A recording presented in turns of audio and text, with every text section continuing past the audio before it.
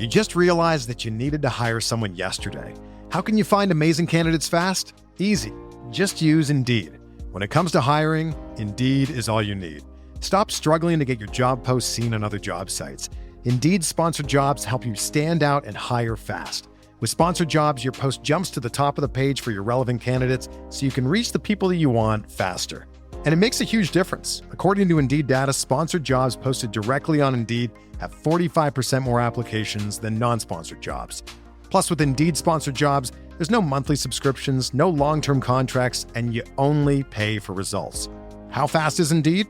Well, in the minute I've been talking to you, 23 hires were made on Indeed, according to Indeed data worldwide. There's no need to wait any longer. Speed up your hiring right now with Indeed. And listeners of this show will get a $75 sponsored job credit to get your jobs more visibility at Indeed.com/BWN. Just go to Indeed.com/BWN right now and support our show by saying that you heard about Indeed on this podcast. Indeed.com/BWN. Terms and conditions apply. Hiring? Indeed is all you need. Craftsman Days are here at Lowe's with big savings on the tools you need. Save $100 on the Craftsman V20 6-tool Power Tool Combo Kit, now at $199. No matter what the project is, Craftsman's high-quality, high-performance products empower you to build on. Stop by your nearest Lowe's store and check out the full line of Craftsman tools today. Valid through 6/18 while supplies last. Selection varies by location.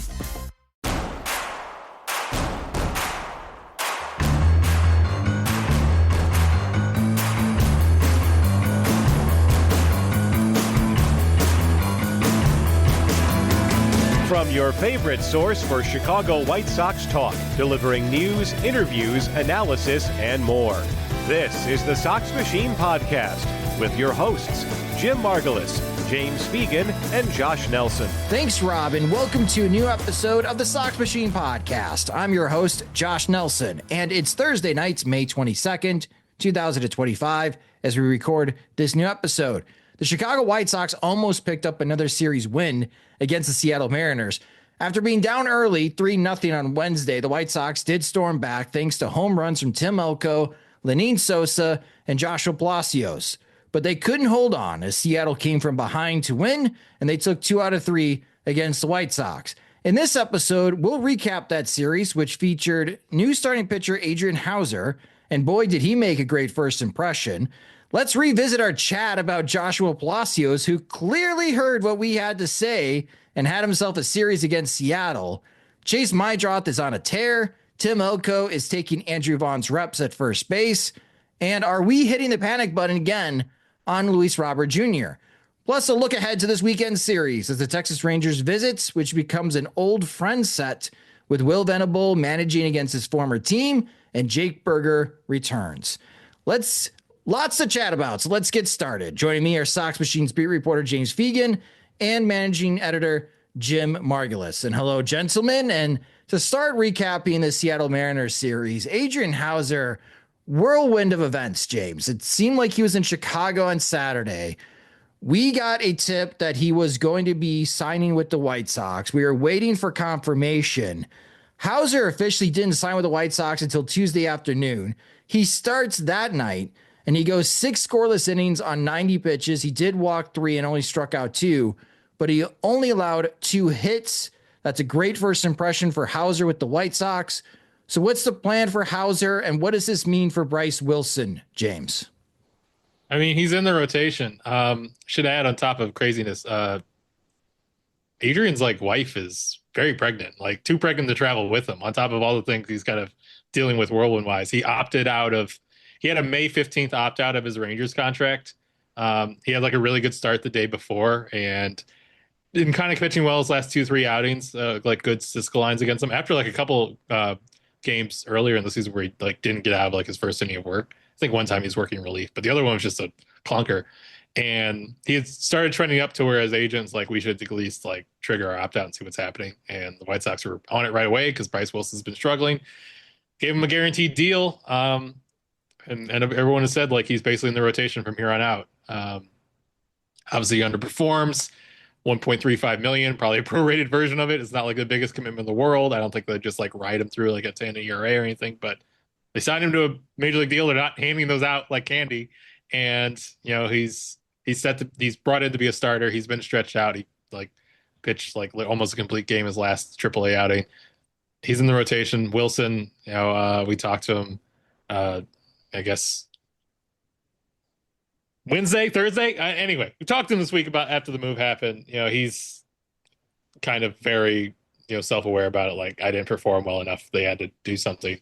I get it. And going back kind of a swingman role, I think he'd be another case. Like, if someone went down, I think they know a little bit about like how the starting thing went. And, he kind of needs to prove himself a little bit on that. He's doing this move to switch more third base side of the rubber. He had already kind of lowered his arm slot, and he thought like, well, I shouldn't like double up on this. And so he moved more first base side of the rubber because he felt like he was already kind of far out with his new slot. Now he's just going to go crazy far out, and we'll see how that plays out of the bullpen, and hopefully it's good. And I still think like if an injury pops up, if something happens kind of on short notice, someone like needs to be scratched, Wilson's kind of the first option to be kind of the fill-in starter, spot starter, long guy.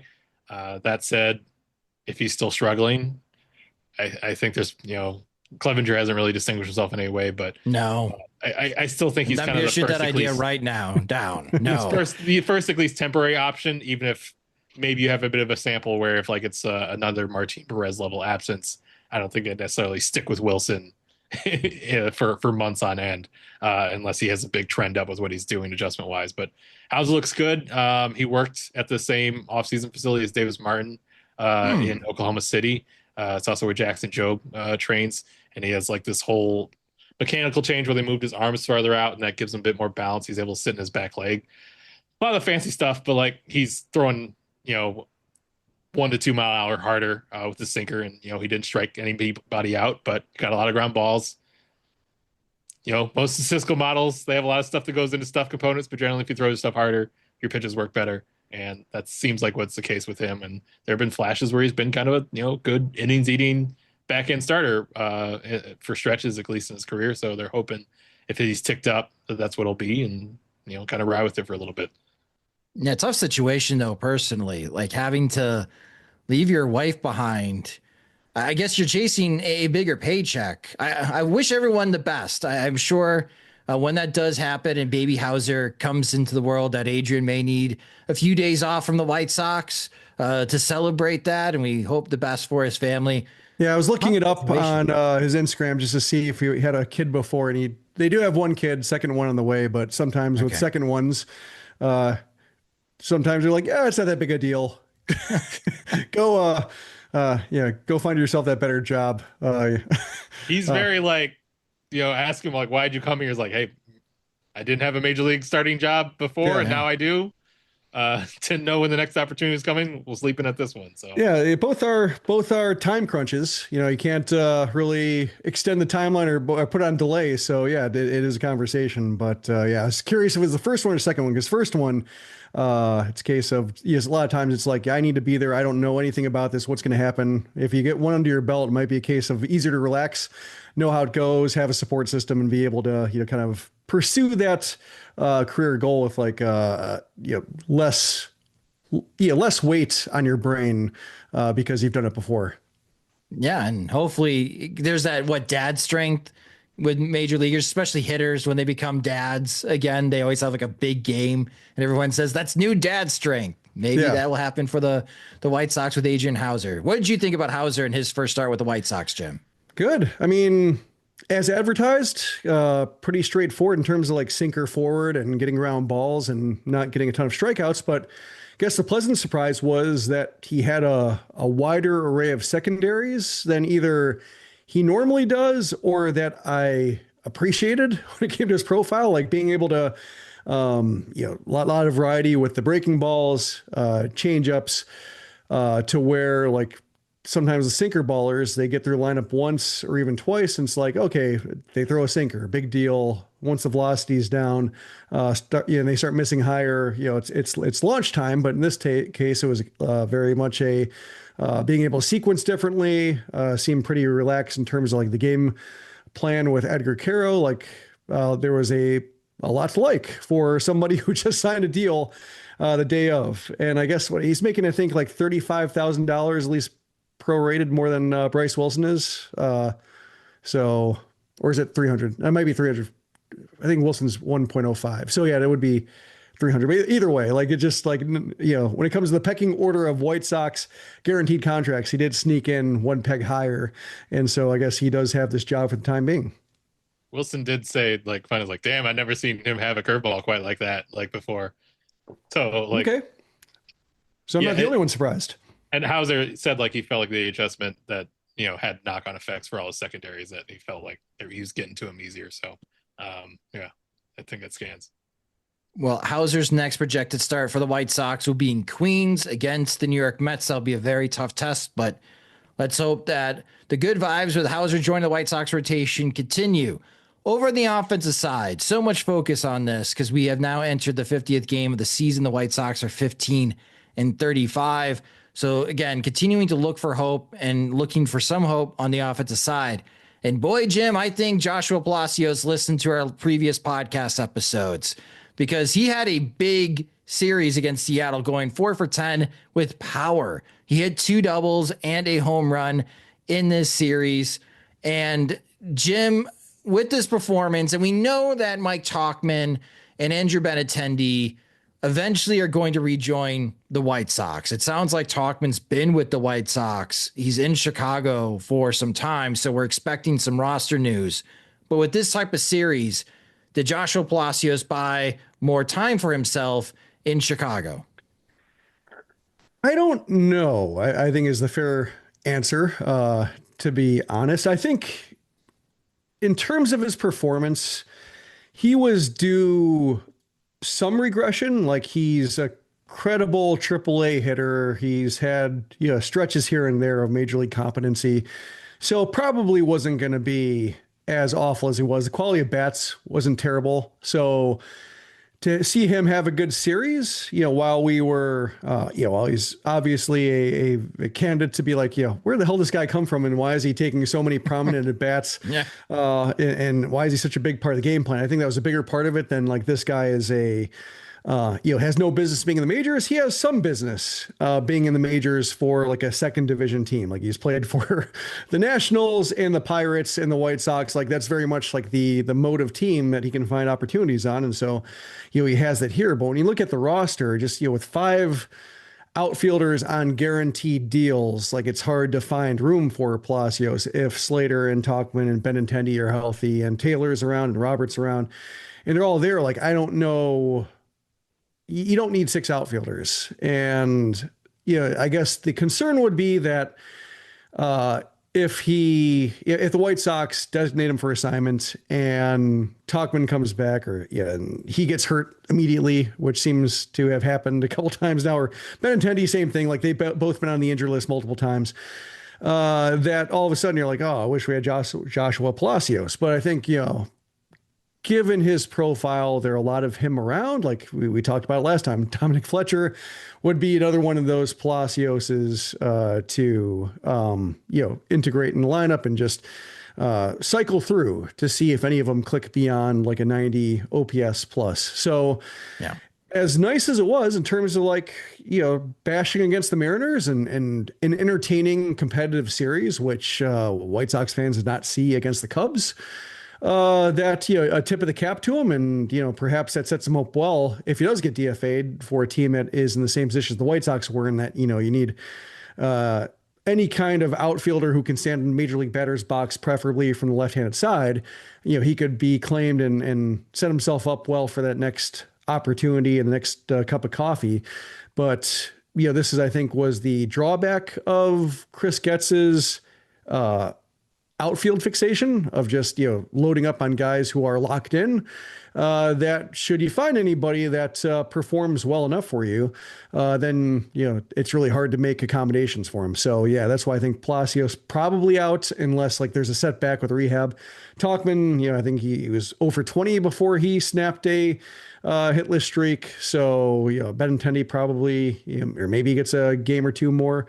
But it would seem like Palacios' time is limited. And so like great for him to end it on a high note if this is how it ends. Yeah. But given just the number of setbacks and such, or the number of injuries that have popped up, it could maybe not be even an outfielder. Maybe it's a case of an infield, or they say goodbye, Vinny Capra, and they just try to make it work for a couple days until they make sure that Tauchman's healthy. But otherwise, I think if it's like a big picture move, I don't see how there's room for Palacios. Got it. Yeah. Should specify that Tauchman was in Chicago on Monday, seemingly like a little check-in, but then went back out to Charlotte with Venable saying that he needed to play back-to-back games in the field. He proceeded to play back-to-back games in right field, and then wasn't in the lineup Thursday night. So hopefully you get to this, listeners, early in the morning, so that there hasn't been like Tauchman's activated, Palacios DFA'd before you're even getting to enjoy the discussion about whether it should happen or not. I guess you can interpret the discussion as, should we miss Palacios if this feels like old news? Well, pay respect. Palacios in 36 games. So Palacios already played 36 games with the White Sox. That's a lot of games. 100 plate appearances with the White Sox. His weighted runs created plus is now 91. WAR, according to Fangraphs, -0.3. But he had a big series against Seattle. We'll see if his roster spot is in jeopardy if the White Sox do officially call up Mike Tauchman this weekend against Texas. We'll preview that series later in the show. You just realized that you needed to hire someone yesterday. How can you find amazing candidates fast? Easy. Just use Indeed. When it comes to hiring, Indeed is all you need. Stop struggling to get your job posts seen on other job sites. Indeed sponsored jobs help you stand out and hire fast. With sponsored jobs, your post jumps to the top of the page for your relevant candidates so you can reach the people that you want faster. And it makes a huge difference. According to Indeed data, sponsored jobs posted directly on Indeed have 45% more applications than non-sponsored jobs. Plus, with Indeed sponsored jobs, there's no monthly subscriptions, no long-term contracts, and you only pay for results. How fast is Indeed? Well, in the minute I've been talking to you, 23 hires were made on Indeed, according to Indeed data worldwide. There's no need to wait any longer. Speed up your hiring right now with Indeed. And listeners of this show will get a $75 sponsored job credit to get your jobs more visibility at Indeed.com/BWN. Just go to Indeed.com/BWN right now and support our show by saying that you heard about Indeed on this podcast. Indeed.com/BWN. Terms and conditions apply. Hiring? Indeed is all you need. Yo, it's D-Lo. I'm partnering with Ro.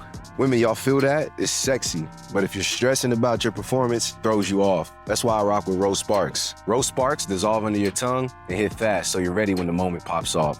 You feel like a superhero and satisfying your partner. That's key. Ro Sparks help you last longer, stay fuller, and keep the whole vibe right.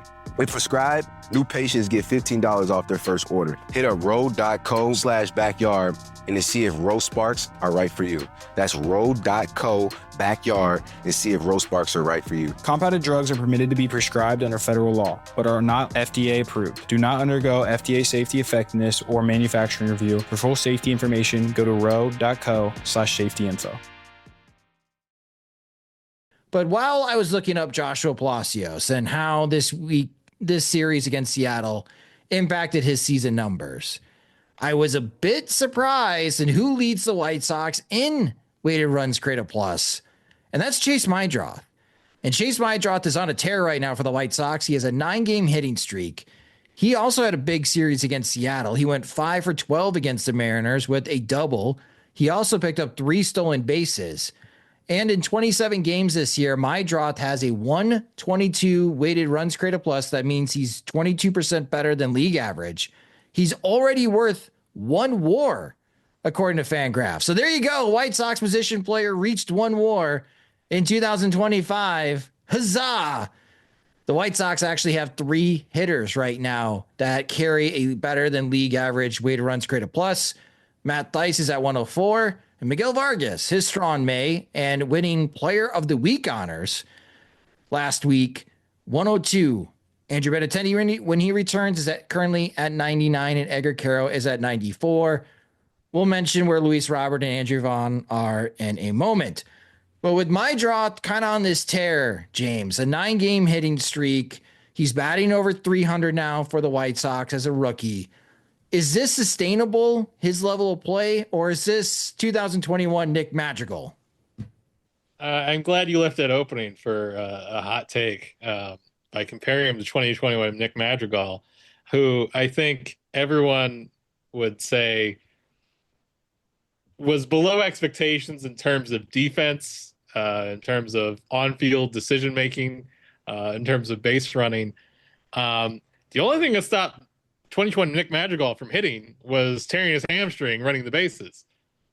Up until that point, he had hit. Up in 2020, he had hit. He has not hit since this major injury he suffered, which seemingly had knock-on effects with, compensatory leg issues his following year with the Cubs. But I don't think Nick Madrigal hitting someone who, sure, it's not a celebrated draft pick, but wasn't like someone who was projected to go in the second round the day he was drafted, or not viewed as having like an elite hit tool or elite field for contact. I think one, like, Madrigal's a small dude, baseball's hard, maybe injuries were kind of inevitable with him, but I don't think necessarily like him hitting was going to fall apart because of his skill set, before he got mega hurt all the time. So in the same vein, like, Meidroth's been doing what he's been doing for a while. I think he's overperforming his XBA or X slug. He did that last year too in AAA. He was supposed to only like slug 320 based on batted ball metrics last season. And he slugged 400 in AAA. He's riding with like a 350 something BABIP right now. He does hit low line drive contact very often, which closes his power ceiling, but is going to play well for getting hits and falling in. And his plate discipline has been excellent and really fueled like how consistently he's getting on base, give him kind of pretty high floor because he's not going to strike out very much, and he is going to walk pretty often. And it's his first 100 plate appearances of his major league career where he presumably has clearance. I don't know if they need to file a waiver at the league office to get better while he continues acclimating to the major leagues. So sure, this is a heater right now. It's going to run hot and cold. It's going to dip, but I don't necessarily think like the bottom's going to fall out and he's going to be like a 70 WRCS player because everyone's going to realize he doesn't hit the ball hard. Something that's been kind of fun watching him is like, yeah, he's got the lowest chase rate in the league. He's been called passive in the past. He'll ambush balls early in the count. Like if you say like, oh, just throw fastballs to him, just pepper him with him because he can't hurt us because he can't slug, he won't lift in the air probably. He did the other weekend in Wrigley. Those seem like the sort of environments where he could, hit some pull side homers, but he'll probably whip it for a single. He's been doing it the last 2-3 weeks. He's not just getting walks or racking up like these great chase numbers full of what I see as like full blown passivity. So yeah, I don't know if he's a 120 WRC plus guy from here on out. That'd be great. That would really solidify him. But I think it was already, I think like, even if we wondered like impact, even if it's be enough of a bat to cover if you stretch defensively at shortstop or, wouldn't necessarily make him an impact regular.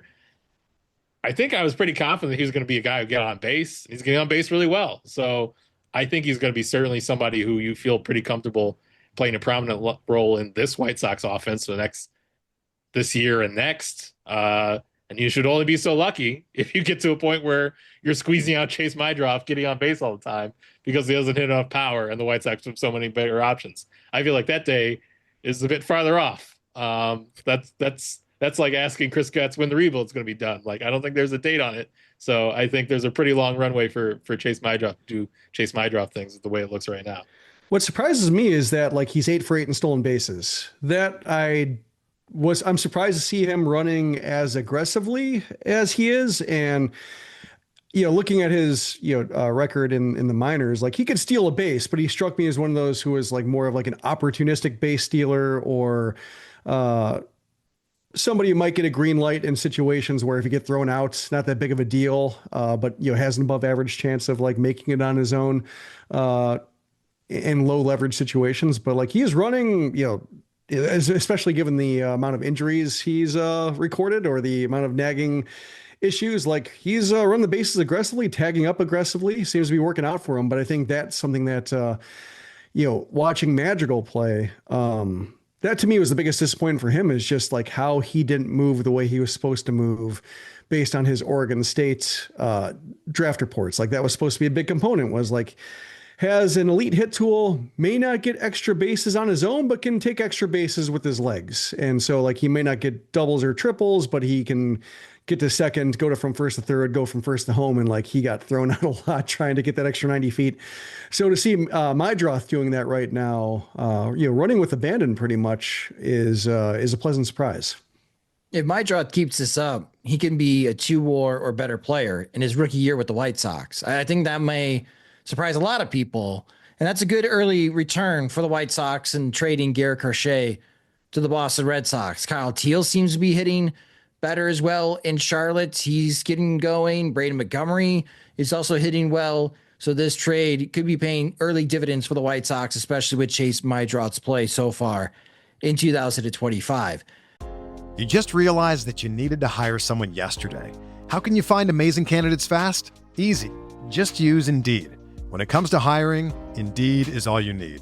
Stop struggling to get your job posts seen on other job sites. Indeed sponsored jobs help you stand out and hire fast. With sponsored jobs, your post jumps to the top of the page for your relevant candidates so you can reach the people that you want faster. And it makes a huge difference. According to Indeed data, sponsored jobs posted directly on Indeed have 45% more applications than non-sponsored jobs. Plus, with Indeed sponsored jobs, there's no monthly subscriptions, no long-term contracts, and you only pay for results. How fast is Indeed? Well, in the minute I've been talking to you, 23 hires were made on Indeed, according to Indeed data worldwide. There's no need to wait any longer. Speed up your hiring right now with Indeed. And listeners of this show will get a $75 sponsored job credit to get your jobs more visibility at Indeed.com/BWN. Just go to Indeed.com/BWN right now and support our show by saying that you heard about Indeed on this podcast. Indeed.com/BWN. Terms and conditions apply. Hiring? Indeed is all you need. Moving over to first base, Tim Elko hit another home run, and he is playing first base more than Andrew Vaughn recently. Elko's got 3 home runs on the season, but he went 1 for 10 against Seattle. In his first 10 games in the major leagues, Elko's batting .161 with an .188 on base percentage, but he's slugging .452. Andrew Vaughn went 3 for 11 against Seattle, all singles, and it's been 10 games since Andrew Vaughn has hit a home run, and he only has 2 home runs in the month of May. We're going to continue comparing Elko and Vaughn, Jim, just because they're on the roster at the same time. And you wrote about Vaughn's playing time, and now it's interesting that as of late, it's more Tim Elko defensively at first base and Andrew Vaughn. Is this the right move defensively for the White Sox, and how long do you think this arrangement lasts? As somebody who first jokingly and then sincerely wanted to see more leaning Sosa at first base instead of Andrew Vaughn, because Sosa had some second base skills he was applying to first base in a pretty interesting way that, resulting in some range that we didn't see, whether it was Vaughn or Sheets out there that, having Elko out there, it would be fun to watch in person, to be able to see it more. Like it's the watching it from home when you see the camera cut over and Elko's on top of a play that you don't necessarily expect Andrew Vaughn to be on top of, or Vaughn making a bigger show of it because it's maxing out more of his either range or his size. It's been a relief to see that kind of first base defense. So to me, like the couple flags were going through the game logs and like going through the defensive lineups and seeing Vaughn's name peter out over the course of May. There was the fact that Elko has started the last 5 games at first base, and that really seems like, well, if you're going to be a fringe hitter, at least we're going to get from you what you do well. And Elko has a reputation of being a very good first baseman, AA, AAA, like he's been a favorite of managers and coaching staffs and even like league honors for being a top defender at first base. And that's translated so far, but it really seems like in this case, like if you play good first base, then play first base. Andrew Vaughn does not play good first base. So let's get something good from one of these players, and then we'll hope that either with Elko that he's able to ambush the league, and in the case of Vaughn, like finally gets going. So that seems like sound decision making on the part of Venable. The part that I think jumped out to me was like seeing Vaughn come out of games during Venable's late game switches to maximize his defense when protecting a lead. Like, it was one thing to see, Jake Amaya come in to play shortstop, and then Brooks Baldwin or whoever going to the outfield to get Benintendi out of there. But to see Vaughn come out for Lenine Sosa, that was surprising to me in terms of like, oh, he's not necessarily considered like the first string defender for the optimal run saving infield. And that's not something that has really been broached because of Gavin Sheets being the only alternative, and Sheets was not a good defensive first baseman himself. Also really hasn't been said, but if you look at like just the actions of Venable versus, the rhetoric spoken around Andrew Vaughn, that's one of the keys to me that, okay, they're looking for ways to get value out of that position that they haven't been getting value at. And if it's a case where Vaughn has to sit or Vaughn has to be removed from the game, I think they prefer to do it like when Vaughn gets on base and then they can pinch run for him. And then you get the added wheels and then like you get somebody defending, but like they're just straight up replacing him defensively without the kind of offensive impetus to do so. That's, I think, I hesitate to make too much of it. And it's something that could be just, should Talkman and Benintendi come back, Elko goes down, and then all of a sudden Vaughn is the default first baseman again, then perhaps this is all for naught. But I think the fact that Sosa got some late game appearances at first base, and you've seen Miguel Vargas even do a little bit of spot duty there, suggests that should Vaughn continue not to hit, that Venable and by extension Chris Getz are more open to seeing either what else can you get from first base, or failing that, like if you just given up on getting meaningful production from first base, and let's make it easier on the infielders throwing there and on the pitchers who are trying to get extra outs all the ways they can, and first base defense would be one of them. Can Talkman play first base? He hasn't. I'm surprised by that. Like at least in recorded games, either minors and majors, been entirely outfield, which surprised me. Okay. Because that was one idea, because you could technically send Elko down and Talkman could play first base, or I guess you could move Vargas over to first base if you want to give him some run there and have Rojas play third if you're adamant that Rojas must be in the lineup every day because he got that guaranteed contract. It'd be interesting this weekend, James, when we do get the roster announcement for the White Sox and how they handle this. But with Elko playing more defensively at first base than Andrew Vaughn, does that give Elko a little bit more staying power, at least for a couple of weeks, James? Yeah, I would think. Probably not enough in terms of like to make him bulletproof. What do you want out of a first? What qualities of a first baseman come to mind? Was it offense? Because I think someone who's like the team leader in hits, maybe that's someone you think of as the first baseman, which would of course be Lenny Sosa, as we all know. I think him being having options, Sosa not, Vaughn. Vaughn's got options. Yeah. It's probably like a nuclear option a little bit for them in terms of doing nuclear options. I don't get it. Like, I'm going to be meatball for a moment. At this stage, we're 50 games into the season. Jim, you and I had an entire podcast episode laying out our case for optioning Andrew Vaughn. And Vaughn hasn't done a damn thing to change anyone's mind since we have had that podcast episode. If anything, he's further enhanced that case of why he should be in Charlotte right now. Like, I don't get it. Like, how far he is the worst player in Major League Baseball. He's worth negative 1.3 WAR.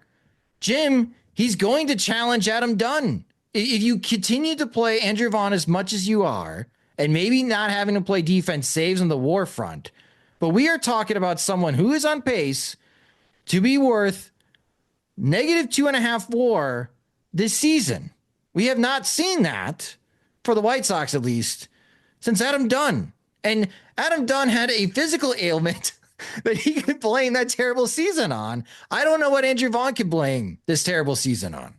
Well, I mean, they would have gotten some guys 2.5 WAR if they didn't give up on them. Like Martin Maldonado last year, Sure, probably would have gotten there. Tim Anderson would have gotten there, perhaps if he played a full season. But it's amazing how every year the White Sox have a new worst player in baseball, at least for the first couple months.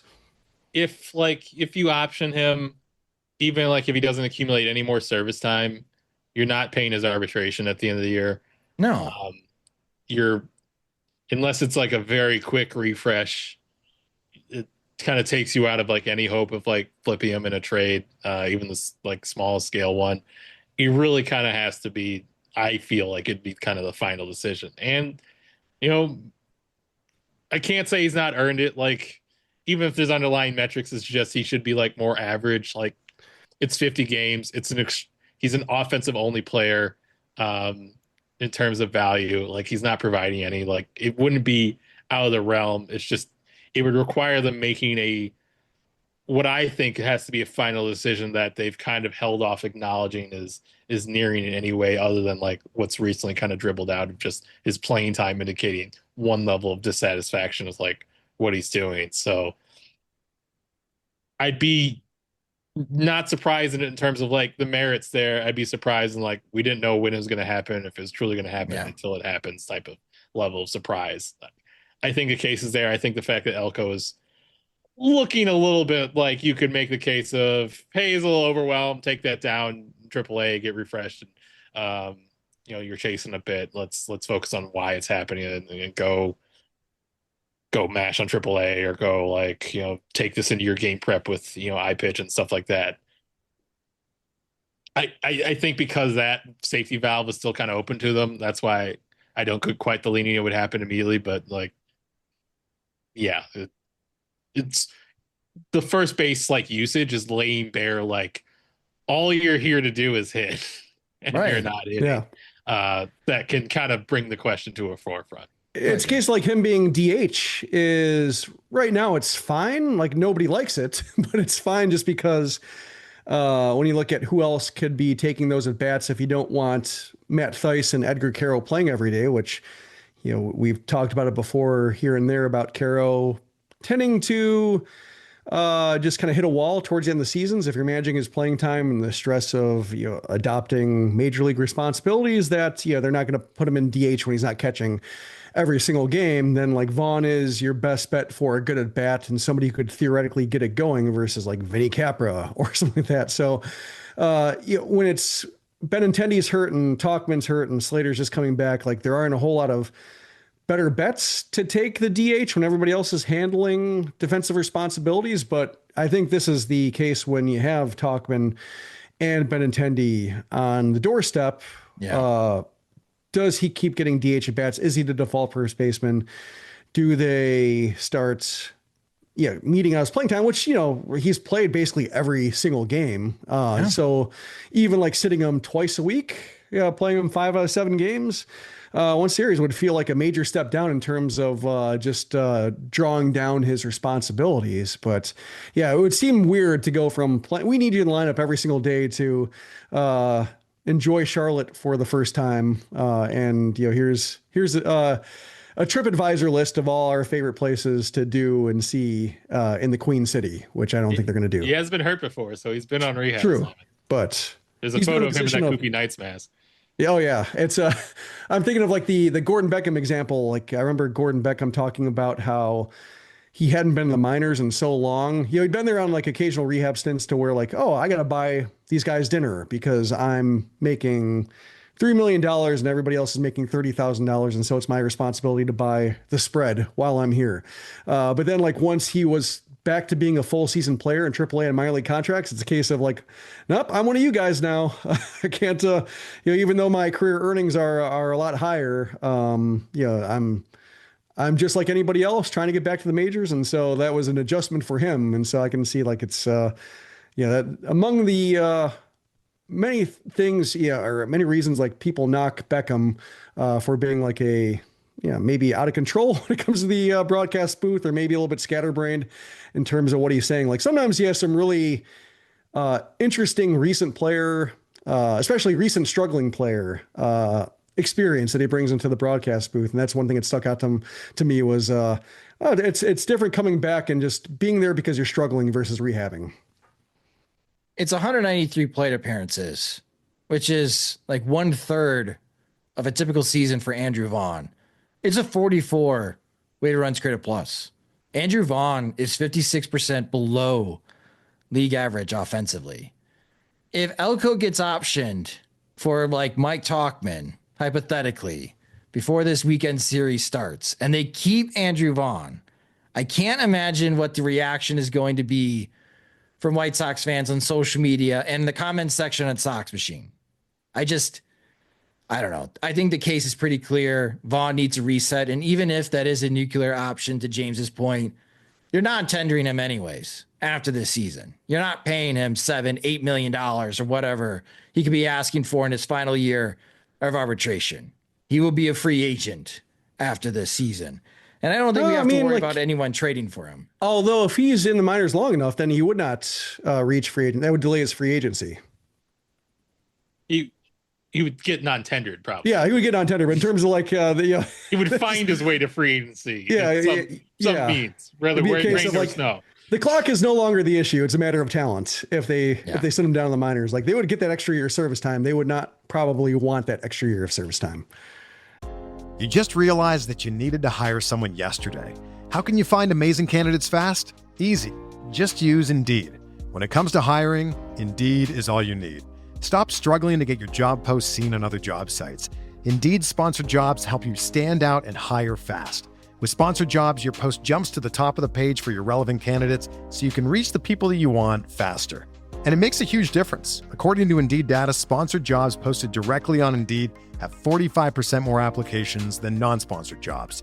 Plus, with Indeed sponsored jobs, there's no monthly subscriptions, no long-term contracts, and you only pay for results. How fast is Indeed? Well, in the minute I've been talking to you, 23 hires were made on Indeed, according to Indeed data worldwide.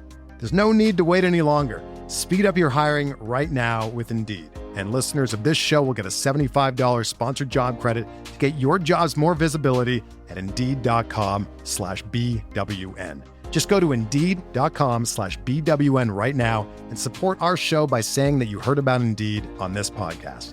Indeed.com/BWN. Terms and conditions apply. Hiring? Indeed is all you need. Memorial Day deals are here at Lowe's. Get up to 40% off select major appliances, including Samsung. Plus, save an extra $50 on every $500 you spend on select major appliances $396 or more. Like the Samsung Bespoke AI Laundry Combo, the largest capacity, fastest, all-in-one laundry combo available that washes and dries in one machine. Lowe's, we help, you save. Valid 5/15 through 6/18. Selection varies by location. Total savings varies based on purchase amount. See Lowe's.com for details. Someone that might be a free agent sooner than they were expecting, Luis Robert Jr. Luis Robert, this series against Seattle, 1-for-11. In his last 15 games, Robert is batting .170 with a .200 on base percentage and slugging .189. That's a .389 OPS in his last 15 games. 0 home runs, 2 walks to 14 strikeouts. Here's manager Will Venable speaking to where Robert is at. You know, for me, it's just as an observer, you know, you see a guy that's got one mentality on the bases in the outfield and maybe, and that's an aggressive one, and then maybe a little in between at the plate. And so, you know, for me, it's just about, you know, making sure that he felt supported and that, you know, at the same time that we're challenging him to do all the things that he needs to do to make adjustments to get better, and he's doing those things. So, yeah, I think he knows where he's at. He's working extremely hard to make adjustments, and you know, he's going to find what he needs to find to have more confidence at the plate. James, you got a chance to speak with Robert earlier this week. How is he feeling about his struggles in 2025? Not good. He seems quite frustrated. I think the general readership would probably not be happy how often my thoughts think back to like truisms that Frank Menachino was said to me. But if I was psychoanalyzing Robert's like answers, like he kind of got funny at points. Like obviously the line about like, I don't think anyone wants me when asked about trades. or Bruce Levine went on this kind of funny line of questioning, like, "Hey, players back in the old days would just, go out and get drunk and like come in, show up and get hits, like get themselves out of their mindset." And Robert like be like, yeah, I'm not really like that." Then like having this moment where he took it, he's like, "Maybe I need it though. I don't know." But and then realizing, catching himself again, it's like, "But I am not going to try that." Please put in the newspaper that I am not going to get drunk. Frank would often talk about like slumps and having like getting to the point where you're like frustrated and you're pressing. And then like the key is like getting to a point where you stop caring, so to speak, and not like in a stop showing up to work, but almost accept where you're at and like work through it and not like have no longer be held by the anxiety of like your numbers and stuff like that. And maybe like Robert's reaching this level of just like nihilism and beyond frustration with his slump that like he kind of gets out of his own head a little bit. But at this point, that's where everyone's at. Like the chase discipline numbers are better. I will still say like improved chase discipline for like Luis Robert still is a lot of chasing for like an average player, and he had points where he looks really awful against sliders off the edge of the zone, like in his in the Seattle series. I'm not sure, like it's been a biting theory that even at the end of last season they acknowledged a little bit, like I'm not sure like Robert chasing less is like a good Robert. I feel like maybe we haven't really seen that combined with like him being really good at capitalizing on mistakes in the zone, and maybe he's just someone who has to be super aggressive to be right. And I'm not. He's kind of expressed a little anxiety that like when he gets in this mode of really trying to discern and see pitches, that he gets out of reacting and just kind of firing on good pitches that he sees.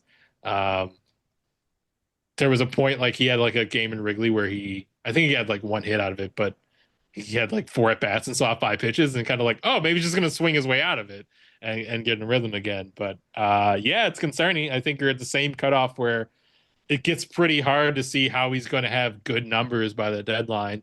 You still hope there's going to be like 3-4 weeks of like looking like himself. But I think we're now getting to close to a full season or a calendar year since the last time he like looked good. And you don't really want to get far in that. It starts making like there's no physical reason he should be like cooked like this. Like his bat speed is still like near the top of the league. It's weird. Like his end zone whiff numbers haven't like exploded in some way where you think like he's off. Like he's asked about the knee injury and he said like that was no big deal as well. Like there's no reason it should be happening other than like it really feels like the situation doesn't suit him as far as like being the heart of a lineup, being the guy everyone games plans for, and also trying to like be more conscientious about his approach. It really seems like a lot has been tacked on to what was an extremely lo-fi operation when he was at his best of like, what does he throw? How hard? All right, see you out there. And, being one of the better hitters on the team.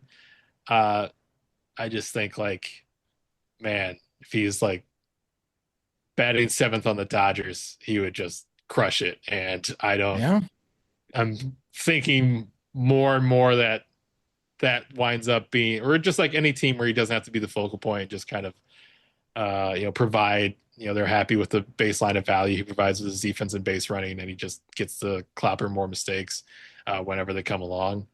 I'm just getting less and less confident that's coming via major trade and more like, how do they acquire this tool out guy on the cheap? Well, he only just stunk for like a year straight, and the Sox had to cut bait because they didn't even want to pay a $2 million buyout, let alone a $20 million like club option. So they just took what they could get, which I think could be the case because it's just running out of time, and there's not some specific reason other than to just keep shaking him and saying, "Be yourself again, damn it." Yeah. So it's going to be hard. He's not going to. I don't know what the offers are going to be the deadline. I kind of feel like they're in a situation where, like, especially with financially what they're facing, they're probably going to take what's best, and I don't know how good it can get, even if he starts tomorrow. Like another Trey Mago type deal. Quad Mago, the next evolution Magos. What's weird about watching Robert, we have a lot of experience, having seen the other extended hitters, Yohan Moncada and Eloy Jimenez, kind of go through the same thing of just looking right briefly and then all of a sudden it all comes undone. But like this is the first prolonged stretch of somebody being ostensibly healthy that it can't be blamed on that, or you can't, with Moncada and Jimenez, even Robert in previous seasons, it was like the one wrong step running down first base that all of a sudden, like 3 games of progress were completely unraveled. And you're hoping that that limp doesn't persist into another like 2-month stay on the injured list. But this is a case where like he's running fine, running with abandon. You can't blame that. And so I think it's a different level or voicing of frustration that we didn't hear with Moncada and Jimenez, even Tim Anderson, going back to him in his last year at the White Sox, of just being miffed of why their lineup, the production isn't there, but ultimately knowing like the body failures of varying degrees were attributable to that. Like in this case, Robert seems fine, and even his sprint speed is within his normal range. Bat speed is ticking red in Statcast. So like everything's there. It's just a matter of, like I was thinking, spring training trades that, him batting 8th on the Phillies would feel like a coup, for Dave Dombrowski. So, just a shame that like I think when we've discussed Robert, my fear was like, it was always a case of like, no matter when they trade him, it's always going to feel like selling low because he's never quite at peak value at a time that can be traded. And this would definitely be a case of like selling lower than low. Or even when the White Sox after this weekend go on the road, the New York Mets, they might be a possibility as well. But I agree with you guys right now. We were contemplating a couple episodes ago, can the White Sox get a 45 future value grade prospects for Robert? Now it's like, can they get 240 guys? Well, I think like with the future value thing, like they could get somebody else's Tanner McDougal. Like he's got a 45, but relievers are weird. It would be a reliever. I think in that case of just, we got you the 45 FV prospect you wanted, but not the one you wanted. Even if he gets traded, unless he gets on an absolute tear for his new team, I don't think they're picking up that $20 million option. Depends on the pockets. Yeah, I guess you're right, Jim. It does depend on the pockets, but I mean, we could talk about Robert entering free agency. Like everyone, Anderson, Moncada, Eloy, then Robert, all free agents. Didn't get a chance to dip into the club options. I don't think it's supposed to be a particularly strong free agent class. No. And also, like, if he does get hot with the new team, like, I think he'd be, in terms of like projecting him going forward, they'd be like, wow, his tools are nuts and he's pretty young. Like, why was this us lying around? If like he has any measure of success at all, I feel like it looks great from a scouting and like projecting him forward standpoint. So like if he has like a monster playoffs or somebody, I feel like they'd be like, oh, 20 and it's not even like a long-term commitment, like for a guy who's been mercurial, why not? I think it depends on the pockets, but certainly not these pockets. No, certainly not the White Sox. The Chicago White Sox stay at home. They'll start this Memorial Day weekend, Friday through Sunday at home against the Texas Rangers. On Monday, on Memorial Day, the White Sox will be in Queens against the New York Mets. The Rangers this year, 25-26. They're third place in the American League West. They're 4.5 games back of Seattle for first place. The Rangers are on a slump. They have lost their last 4 games, hoping to snap that losing streak against the White Sox. In their last 10, the Rangers are 5-5. What's working against the Rangers, they are not good on the road. They are 8-16 this year on the road. And their offense, for somewhat of a reason, is just not performing well. They have a team OPS of 655. That's 27th in Major League Baseball. They've only hit 54 homers. That's also 27th in Major League Baseball. They do have 45 stolen bases, which puts them in the top 10. But we're talking about a bottom 5 offense from the Texas Rangers, which is eye-opening. On the pitching side, though, speaking of eye-opening, their starters have a ERA of 2.84. That is the second best in Major League Baseball. The bullpen, their ERA is 3.97, which puts them more in the middle of the road, 16th in Major League Baseball. So the starters for the Rangers have really picked up their game and performing quite well for them. And we'll see one of them on Friday night. This game, first pitch is at 6:40 p.m. Central Time. Tyler Mahle, 1.47 ERA, not sure where this came from. Again, Sean Burke for the White Sox on Saturday. This is a 3:10 p.m. Central Time start. Our friends, the Chicago Sports Bums, are hosting a tailgate in Lot B. So if you want to hang out and party with other White Sox fans, maybe even get a chance to see John Schriffen as he steps outside of the broadcasting booth and hangs out with White Sox fans in Lot B, you can do so. That tailgate will start around 1 o'clock. Again, that's in Lot B. Jack Leiter for the Rangers against Jonathan Cannon. And on Sunday at 1:10 p.m. Central Time, Patrick Corbin with his 3.59 ERA this year against the Dart, Davis Martin. But with this series, as I mentioned in the intro, this is the old friend series. Will Venable gets a chance to manage against his former team. And Jake Burger returns to Chicago. And Burger has had quite the month of May. On May 1st, he was optioned, but then he returned to the Rangers on May 12th. And in the month of May, since returning, he's hitting .308 with a .341 on base percentage and slugging .590. So Burger, whatever worked when he got optioned for that brief moment down at AAA, worked on some things, has been hitting a lot better since he's rejoined the Texas Rangers. And it is a question that's been swirling in my head, Jim. The Jake Burger trade did not go well, was curious on how it was executed in the first place, probably got Kenny Williams fired for how he handled that particular trade. Do the White Sox regret trading Jake Burger, Jim? That particular trade, yes. Trading Burger at all, probably not. The season that he's having right now is like a very extreme version of like what Jake Burger always does, which is like look lost for weeks and then look like the most dangerous hitter in baseball for weeks. Like he did that with the Marlins. He did that with the White Sox. He's doing that now with the Rangers. Got optioned down at the start of the month and then came back as on a tear. And like it all averages out to like low OBP, high slugging, like an insane ISO. And that's kind of what he gives you. And so, though I think the White Sox probably would have liked to see somebody have some staying power that they got for him. And Eater was not it. And, not really close to his scouting report. So I think that's what's regrettable. Had they traded him for somebody who's, like a Shane Smith type in terms of just somebody who, if Jake Eater turned into Shane Smith, like a credible member of your rotation, then nobody would be missing Jake Burger. People would miss him or like look back at it fondly and say like, I wish well for the guy.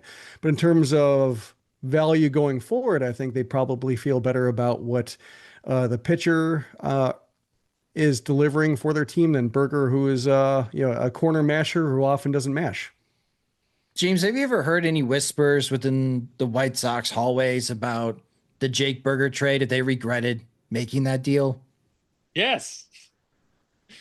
I mean, it was one person who would made the deal, so everyone else had a position to snipe about it. But yeah, I think there are lots of people on the White Sox who didn't like it. One from just like a talent perspective, that seemed like kind of a rogue evaluation. And, there were some people like scouts I talked to who liked Eater, but that was more about what he looked like pre-TJ and the assumption that he would get back to it. But like his stuff backed up and it never really like returned to the same level on top of, the command issues. He was kind of a guy who was commanding all of a sudden right before he got hurt. And then you went back to like not commanding and then kind of looking like, hey, he's kind of only commanded for like a 3-month span in his whole career. Maybe we don't have anything worth expecting as far as regressing to a starter level of command. So yeah, I think it was both on the level of this return wasn't good.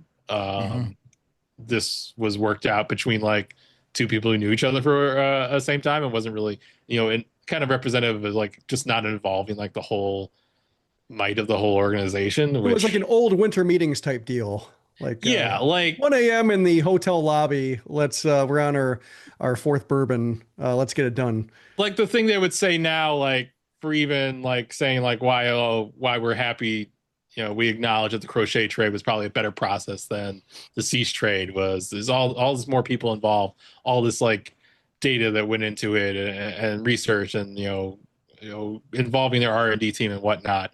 And that's not obviously the process with this trade. And that's why everyone's kind of has a grievance about it. But also like Jake Burger wanted to be here. Like he kind of said, like, he's so happy to be with the Marlins, like within a week of the trade, but like as far as like someone who was keeping the clubhouse like upbeat, who was, happy to be like the face of the team, happy to be in social media stuff, happy to interface with fans, someone who had like a kind of a long relationship with the fan base because they saw him go through like his struggles and work all the way back. I think a lot of people, given that like, it might be somewhat inevitable that he would gotten torn down at some or traded off at some point in this, because it's a little hard to project him to whatever the end date for what they're currently doing is. But it's probably a little premature for him to go at that window. I think he could have probably been someone who stabilized the 2024 offense a little bit, or envisioned that, but like wasn't someone who was going to be like pouting or like get me the hell out of here like type of veterans like other people who got shipped out of the 2020. Whispering to Bob Nightingale. Yeah, like he was someone who identified with the team in a way that wasn't like, once they stopped being a contender, he wanted off the boat. So I think a lot of people all over the organization are unhappy with just simply Berger going out, and that he did seemingly not for some like a deal that really respected his value in a major way. And I think the general view of trades that fan bases have can often be like a little over the top, where they both want a good player back, but like have somehow, set the return to self-destruct within 3 months of like arriving with a new team. Like every trade partner is actually a victim. I think that mentality goes so far, and like trades get evaluated like, did you get back what you intended? And the fact that they got basically 0 out of 10 for what they wanted, like a guy who like really only pitched in the majors because they wanted to see what it looked like rather than earned his way there with performance. I think that only drills home further like, yeah, Berger had his struggles, but he was fun. We liked him here. He provided enjoyment, and you swapped it out for this project that so authoritatively didn't click at any point that it's hard to ever really understand what you were going for, even if there was prospect pedigree there. Can I throw an idea out there? Maybe something to ponder about, podcast listeners, for your upcoming offseason plan projects this offseason. Berger is going to turn 30, but he's finally going to be hitting arbitration next season, arbitration 1. So still not expensive, but he's going to make a lot more than a $790,000 salary this year, maybe $1 million or $2 million. Let's say we're right, and the White Sox do non-tender Andrew Vaughn. And let's say hypothetically, Tim Elko doesn't get any better, and the White Sox don't have a lot of confidence in Elko being the everyday first baseman going into the 2026 season. Would you contemplate the idea, if you were advising the White Sox, Jim, of calling the Texas Rangers and trading for Jake Berger, since you still got 3 years of arbitration and he's not going to be worth a whole lot in a trade because he's a first base DH type, but you do need a lot more power in your lineup? I wouldn't like make a point to go and do it, but it would be a situation where like if you have absolutely nobody at first base and the Rangers are like, this guy is not in our plans, then sure, inquire about it. Say like, what do you need? Do we have anything that we can that we're not using, that we can perhaps be mutually agreeable partners here on a smaller deal? But yeah, in terms of like going out to try to bring him back, that almost seems like a little bit desperate. Like trying to get. We are talking about the Chicago White Sox. Yeah, but in terms of like also in a way that. Why are you so obsessed with him? Yeah. It would be a case of like, it reminded me like when James McCann became a free agent and just, White Sox need to somehow sign him, like just appreciate the time that was had versus try to recapture it. Like Elvis Andrus, same thing. When they brought him back, they probably brought to mind the idea like, I think the White Sox got the best possible stint they could have ever gotten from Elvis Andrus. Do you want to be relying on him? And like, it fell apart. So I think like to bring back Berger with expectations, I think would be a little bit misplaced and not fit, but sometimes it happens in the sense that like the Rangers, I think, are going through a little bit of a lineup flux in terms of just who's clicking and who isn't. And so, players could be shuffled out, and it's a case where, Berger's still a credible power bat, and does have those heaters to where like he can be in anybody's lineup. So he shouldn't like not interest the White Sox. It's just a matter of like a 30-year-old first baseman, with 3 years of team control left. But limited places for him to go. Should the athleticism decline, be a case where like it's maybe not the timing was there. It's like movie relationships. Like I didn't appreciate what we had. Like, well, the ship has sailed. I'm moving to another city. You can't chase this outcome, and that's kind of what strikes me as here. Need cheap power, James. That's what the White Sox need. They need to find guys who are cheap and have the potential to hit more than 20 home runs. Options are very limited in that regard. I think people charge for home runs is the whole issue. Well, yeah. That's what I'm saying, though. Usually for your power to be cheap, you're doing something very objectionable that has to be coupled with it, like dropping one out of every 3 balls thrown at you sort of thing. Yeah. Maybe we can live with that. I don't know. Moving with great discomfort and slow pace, stuff like that. Yeah. Well, horrible social media posts. Yeah. Yeah. Well, that's not Jake, though. Jake's not like that. Yeah. Just thinking of ideas, throwing things at the wall. Never mind. James hates my idea. Don't include it in your off-season plans, podcast listeners. You don't want James to shoot that idea down in late October, early November. Forget it. We'll just have to find the next Daniel Palka somewhere else. Because that's all the White Sox can afford these days until they figure out how to. Folk tales where you bring like a loved one back from the dead, but then like it's not right because they don't belong. They're supposed to be in the afterlife, and you unnaturally brought them back to the mortal coil. That's like signing a 30-year-old first baseman. I feel used to like.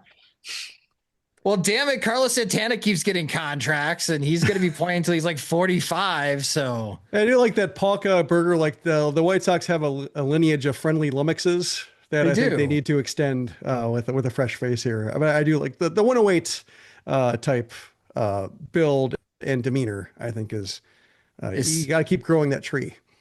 Palka's who I was thinking of when we were talking about like Palacios the other day. Of like he does everything like kind of just the same level of below average, so the manager feels comfortable kind of throwing him into situations, whereas like it's a different shape of like a 40 outfielder as opposed to somebody who's got like 70 grade power like Palka and like will have like the most fun games of all time, and like look up his defensive WAR like, oh, he's actually like underwater for the season, but we've had fun when he's cooking, so I don't know, who cares. It's the fun bad. We also lost that game where there was just a pop up to right field, but you take some, you lose them. Yeah, Palka's fun bad. Palacios is not fun bad. Right. Yeah, that's just fair. Jake Burger can be fun bad. Yeah, definitely. That's where we're at. We're searching. We're grasping for straws. But that will do it for this episode of the Sox Machine Podcast. We will be recapping and how the White Sox and the Rangers fare, especially Jake Burger returning. Be interesting to hear from Will Venable and how he feels managing against the Texas Rangers. And again, we get a chance to see some excellent starting pitching from the Rangers this weekend before the White Sox head to Queens for Memorial Day weekend. We hope that you have a wonderful Memorial Day weekend. Get a chance to spend it with some friends and family. Hopefully the weather gets a little bit warmer in Chicago so we can all enjoy it outside. And maybe I'll see some of you at the ballpark this weekend. But if you just discovered the Sox Machine Podcast, you can subscribe to the show wherever you listen to podcasts, such as Spotify and Apple Music. You could also listen and watch the show on our YouTube channel at youtube.com/Sox Machine. Follow us on social media. We're on all the platforms at Sox Machine. You can follow James at JR Fegan. You can follow me at SoxMachine_Josh. We are on Blue Sky. You can follow us at SoxMachine.com. James is at jrfegan.soxmachine.com. I'm at josh.soxmachine.com. If you enjoy our work and want full access to all of our coverage of the Chicago White Sox, the White Sox minor league systems, the upcoming 2025 Major League Baseball draft, as I just posted our recent top 100 update for the upcoming draft, sign up at soxmachine.com. Monthly subscriptions start at $5. That gets you an ad-free version of both the podcast and the website. We also have additional tiers of support leading all the way up to our Veterans Committee, which will be part of our group chat with our other VCs, having direct access to both Jim and James during the season. If you're interested in that, go to SoxMachine.com and sign up today. The Sox Machine Podcast is a production of SoxMachine.com, your home for all things Chicago White Sox baseball and part of the Blue Wire Podcast Network. Alongside Jim Margulis and James Fegan, I'm Josh Nelson. Thanks for listening and watching.